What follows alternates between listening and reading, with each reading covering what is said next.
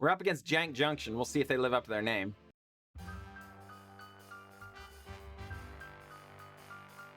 Greetings, everyone. I am glad to be here, and I am glad that you are here. Today is Black Friday, so naturally, we're going to be playing some Mono Black. And, of course, if we're going to be playing Mono Black, I'd just as soon to be playing Phyrexian Obliterator. This card is so powerful. It is so much fun to play. It suffered from being black.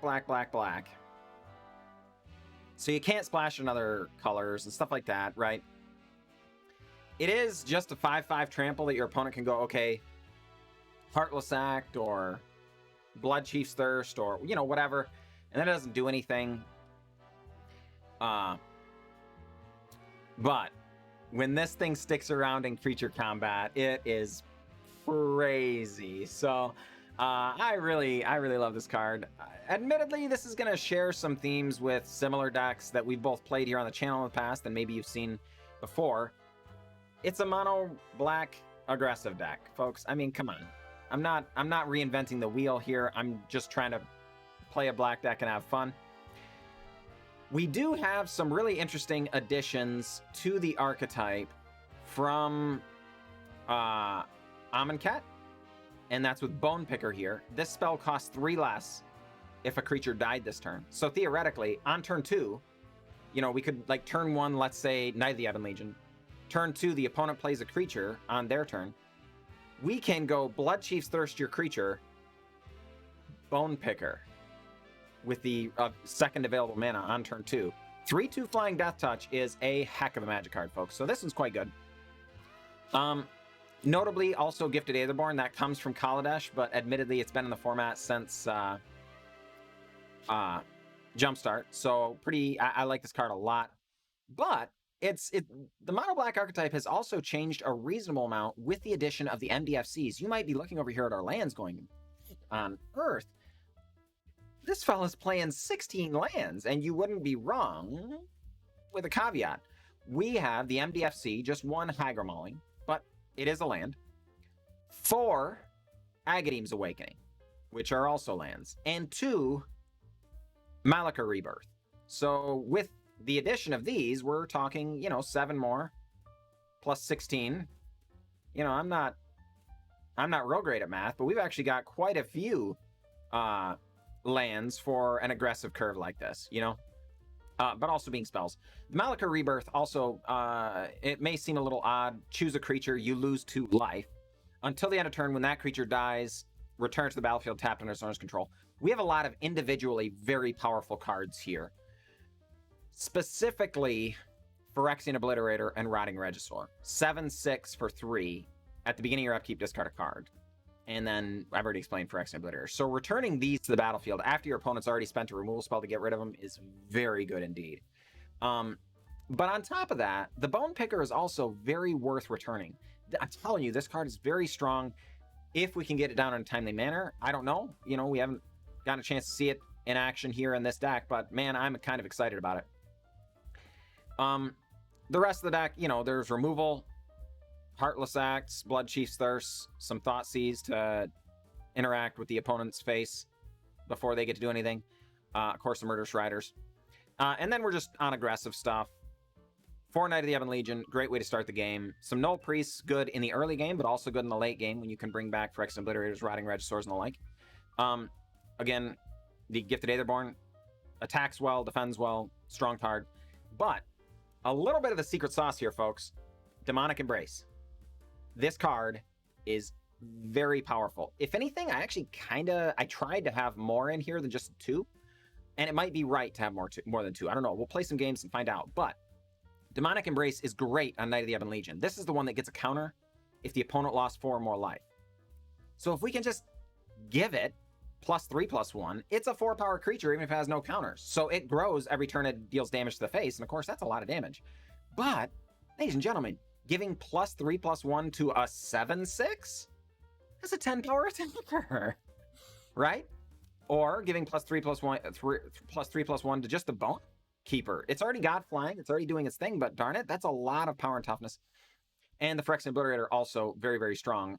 In a format with lots of shocks, like we have, you know, Stomping Grounds and the like, giving +3/+1 to our 5 power attacker, we will likely have at least done 2 damage to our opponent. Our opponent's likely done at least 2 damage to themselves. That puts their life total at roughly 16 before the Phyrexian Obliterator and a Demonic Embrace come down. Well, that's still a 2-turn clock. Darn it. That's a lot of damage. So definitely worth considering. Also notable that since our lifelinkers are all 2 power, this can go on a lifelinker and be gaining 5 life a turn, folks. That will change a race in a hurry. So, I don't know. It's quite possible this is supposed to be maybe even a 3 or heavens, maybe even a 4 of. I don't know. But definitely excited about it. That said, I've talked a lot. Let's go play. All right, ladies and gentlemen. We are on the play. The hand is good, but it's only a 2-lander. This is sketchy, but we are going to keep it. We have lots of interaction for the early game and things to do. 1 land at least lets us pump the Knight of the Ebon Legion, so that would be good. We do need to at least draw that land, though. We're up against Jank Junction. We'll see if they live up to their name. Today's our deck today, not nearly as janky as usual, I would say. But all right. Oh. Opponent attunes with Aether to get a mountain. And attunes again to get an island. If they're just on Aetherworks Marvel, does that count as jank? I don't know. Alright, well, we do draw the land, thank heavens. Get in for a bunch of damage.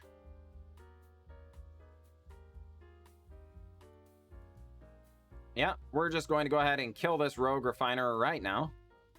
Deal 2 damage to ourselves and 4 damage to our opponent. Our Knight of the Ebon Legions, of course, will grow because 4 damage was dealt somewhere. Life was lost, I guess. Oh, boy. And here comes the turn 4 Aetherworks Marvel activation. What say you? Do we lose? Please say we don't, because I'd rather win. Oh, attune with Aether. Oh, boy. That's not a good hit, opponent. All right, well, we're not going to fool around. We're just going to go ahead and pump and get in. Good game, Jank Junction. Good game. All right, ladies and gentlemen. Good game. Lima, good luck, Lima. Yeah, I think we're going to hang on to this. It is a 3-lander. We're going to start on the Agadeem's Awakening. Since we don't have a 1-drop, you know. No reason to bolt ourselves unnecessarily. Our opponent begins on Zhalfirin Void, which definitely leads me to believe they are on the mono brown deck. And yeah, following it up with a Radiant Fountain and Mind Stone definitely reassures that belief.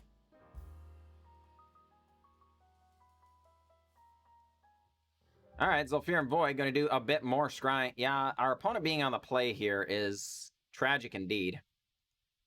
We are not going to be able to get sufficiently aggressive. Power Stone Shard and a Mind Stone already on board means... Oh, wow. We were kind of expecting our opponent to advance their board with another Mind Stone or Golem or Gargoyle. Sanctum Gargoyle? I don't know. Whatever the heck the... It taps for mana or becomes a 2/2. You know what I'm talking about. The one that Mono Brown plays, you know? All right, Ugin the Ineffable. Doing annoying things. Sure. Well, we don't have much choice. We've got to kill that thing right now. Because it makes all their colorless spells cheaper. As it is, they wouldn't even need a land drop or anything else at all to be able to play 8-mana Ugin, right? As long as Ugin the Ineffable's on board, because it makes the color spells cheaper, right? So, oh boy, that's bad. 2, 4. Oh my goodness. Yeah, folks, this is good news.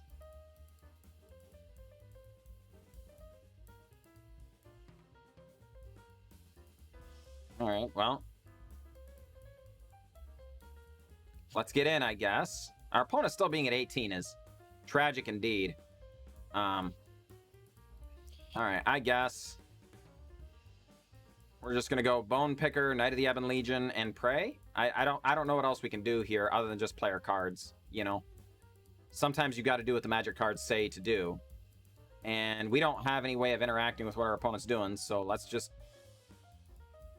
do it. This is a lot of power and toughness on board, though.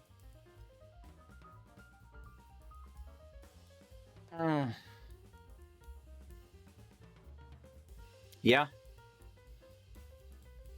That is what we were afraid of.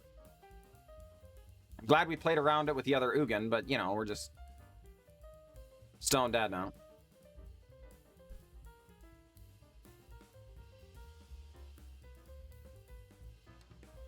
Yeah. All of these things are bad.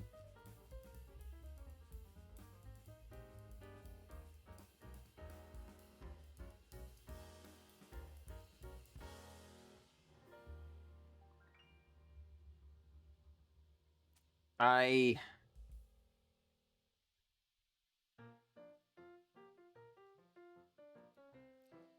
guess we're just going to try and do it like this, because if the top card of our library is a Phyrexian Obliterator, we would want to be able to try and pressure the Ugin the Spirit Dragon.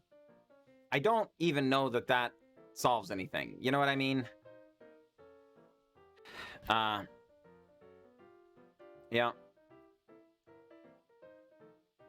Oh. Okay.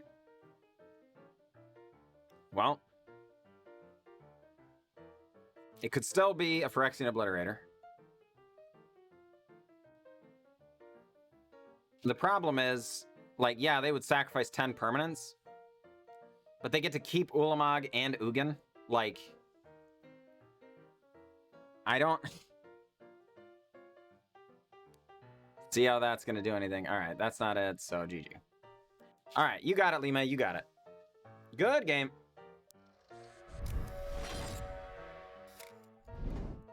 All right, folks, here we are up against Rose One Bay, and this is a terrifying prospect. We're going to keep it because the menace on these Nullpriest of Oblivion is very good. And we do have two land. If we draw one more, we can play everything in our hand except for the Phyrexian Obliterator. So I think it's okay to do, but anytime you keep a two-lander on the play, that's scary. Sometimes you just don't get to play Magic, you know? Winding Constrictor. Oh, boy. Oh, my goodness. That was a great draw. Yes. Get out. Yeah, all of these things are great. We're going to do all of the things. Kind of wanted a Rotting Regisaur there, but it's possible for our opponent to just go hog wild on that Winding Constrictor. And keeping their board clean for a couple of turns, likely beneficial. Okay.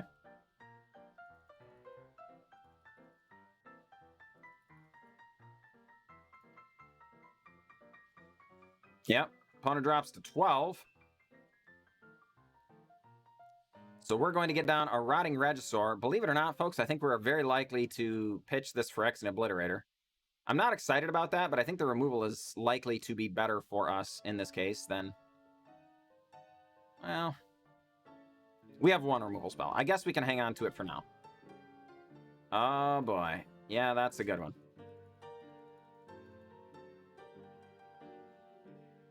All right, Collected Company.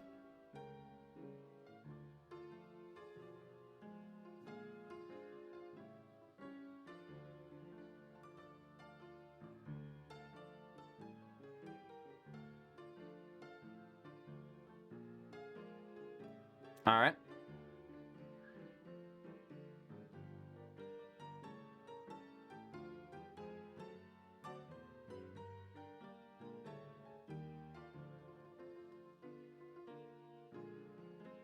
What say you, opponent? Yeah, all right. This makes the most sense. I agree. So, I think this is okay, though. Opponent going to gain just a little bit of life. So we're just going to go ahead and get down a Phyrexian Obliterator. We will lose the Murderous Rider this way, but darn it, we have a really robust board compared to Rose Bay's board. If they have an exile-based removal spell, they likely have to hit the Phyrexian Obliterator because they can chump the Rotting Regisaur and can't really chump the Phyrexian Obliterator very effectively. They could still have targeted removal. They are running black here. I can't imagine they have a ton of luxury spaces. If they're running Collected Company, you typically don't get very much interaction. Yeah. Oh boy, that's a good one. That is a powerful Magic card. Another Collected Company. Oh my word. Oh wow. Well, they might be running interaction, folks, because if they're whiffing, that could mean they get below that, 28 or 30. All right. I think this means that our opponent is kind of throwing in the towel here, because this means they lose everything. I do appreciate our opponent's moxie here. Yeah. And we're going to just advance the board with our other Rotting Regisaur and pass the turn to Rose Bay. They do see what they had for the top card and scoop up their Magic cards. GG. GG. I think that's just a matter of getting more power and toughness sooner, and just being able to keep attacking, forcing your opponent into bad blocks. But definitely a good game. Nonetheless, Rose Bay, good game.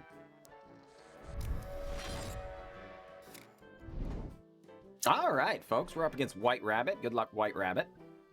And yeah, I think we're gonna keep this. This is a good-looking hand. We get to start on Knight of the Ebon Legion. That is a great place to start any game of Magic, really. 10 Street Cadet. Interesting. All right, well, let's get in, see if our opponent blocks. They choose not to. I am not surprised. How about a Gifted Aetherborn opponent? A second mountain being added to the board. It's a conspicuous Snoop. Oh boy, with Krenko, Mob Boss on top. That is unfortunate.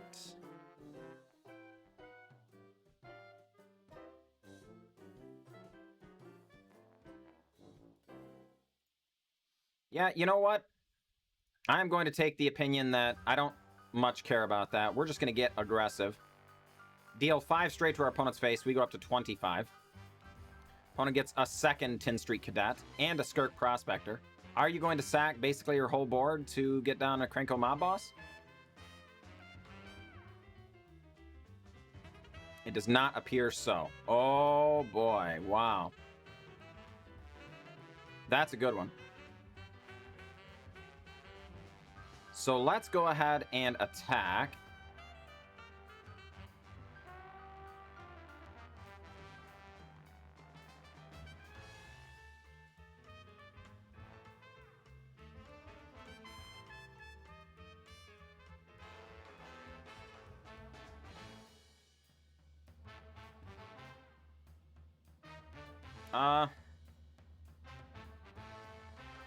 You know what? Yeah. If they can win this turn, that's fine. They've got to deal 30 to us. We know they've got the Krenko, so it is not impossible, but they would have to have a way of giving haste and probably +1/+1 to everything. This gives us Gifted Aetherborn is lethal in the air next turn. And I think that's good. All right, Krenko, come on down. And yep, White Rabbit scoops it up. Good game, White Rabbit. Sometimes, folks, turning your creature sideways will earn you wins. As it turns out, I know. As a Jank streamer, this is kind of news to me, to a certain extent. But it is a lot of fun, so I'll give you that. All right, folks. Yeah. I mean, I think this hand is fine. Potentially even good. We're going to lead on an Agadeem's Awakening first. It is unlikely we want to cast both, or we will have an opportunity to cast both and have mana to cast both, unless we just flood out really, really, really hard. Oh, That one is brutal. Oh, boy. Yeah. Unsurprisingly takes the Phyrexian Obliterator. Oh, boy. Well, shoot, folks. All right. Having Rotting Regisaur as a surprise backup. Not too shabby. Yeah, because our opponent thinks they can just fire off all their removal right now. Which, in fairness, they kind of can. But... yeah. Rotting Regisaur makes an appearance. Is a big boy. Do you have... if they have instant speed removal, that's really bad. Where they have, like, Heartless Act or something, because they can just wait until we have to discard, then kill Rotting Regisaur, and, you know, it's 2 for 1. But, alas, that's alright. Oh, boy, they just take it. Yeah, we're going to play the land, because otherwise we have to discard 2 cards, and we just lose the land as well as the Nullpriest of Oblivion. No reason to do that. Let's just do this. Get both of them down. Opponent bolts in Agadeem's. Oh, my gosh, that has to feel bad. And sure enough, GoF85's like, I can't do this. What, are you kidding me? I can't do this. We're done. All right, folks, we're back, and I'm not gonna lie, the deck performed every bit as well as I expected it to. I wouldn't say I'm super surprised. It's not like we were doing anything super off the wall, crazy jank today like we sometimes do on this channel. We were playing smaller, aggressive black creatures, and we were attacking with them. It's Black Friday, darn it. We're celebrating this national holiday with some mono black, and I have no regrets. I know a little off expectation for this channel, but this is hardly a tier 1 meta deck in Historic, so I think showing you guys kind of some of the option B, option C, this is probably closer to option D stuff in the format, is entirely relevant, and it is also relevant that I built the list myself. Again, in the same way that if you set me to task building a rogue deck in Standard, I'm going to put together a list that probably looks a lot like somebody else's rogue deck. You've probably seen a mono black deck like this before, but this one's mine. So it is what it is. I do appreciate everybody tuning in. I would like to ask you what you might do differently.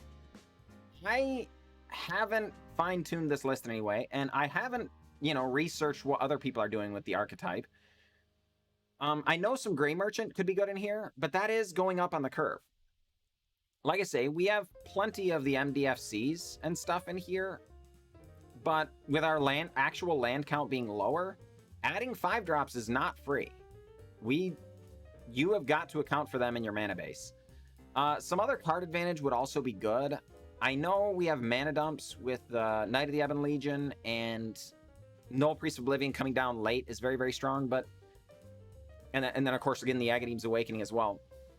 But, like, I don't know, maybe actual card advantage. And there are things like Phyrexian Arena in Historic. So, I don't know. There are options, to be sure. I just wanted to get aggressive. I wanted to beat down. And darn it, we did. We played 5 games. Won 4, lost 1. Our loss was against the Mono Brown deck, so I'm not surprised. The opponent had Ugin into Ulamog. There aren't too many decks in the format that can beat Ugin into Ulamog. As it turns out, we also lost, so I'm not going to pretend like I'm surprised. But on the whole, the deck did great. It was a lot of fun, and honestly, if you've got a bunch of these cards hanging out from previous Standard seasons, and maybe you bought the Anthology set or whatever, a lot of these cards you easily could have just hanging out. You might look at your collection and go, oh, crud, you know what I'm missing is just a couple of Gifted Aetherborns and some Bone Pickers, but they're uncommons. I'm telling you, the deck is good. You could probably grind all the way up to Mythic with it, I would guess, and it probably wouldn't take too many games. So, do you, however you want to do you. And I understand, if you're coming to my channel, you're likely not going to be thinking Tier 1 strategies. But this is not a Tier 1 strategy, and it is a strong deck, so a lot of fun. All right, folks, it's been great. I really appreciate it. I do stream Sunday, Monday, Tuesday, Wednesday, and Thursday. So coming out, you know, see us. That would be great. I'm always trying to look for more friends and, you know, interact with the community and everything. This isn't a, oh, hey, you know, whatever, come let me exploit you or whatever. Like, I legitimately want to become friends with people. That's my number one goal on the platform. Yeah. Oh boy, I'm not gonna lie to you or whatever. Like, yeah, I would love to make this a career. Playing Magic as a career? Are you kidding me? That'd be great. But, you know, my first goal is, you know, I wanna get to know and hang out with people. I want to make friends. So adding you to that list, that'd be a lot of fun, and I would appreciate it. So come out and see us. Come out and see us. Link's in the description below. But all that being said, it's been great having you. I'll see you next time.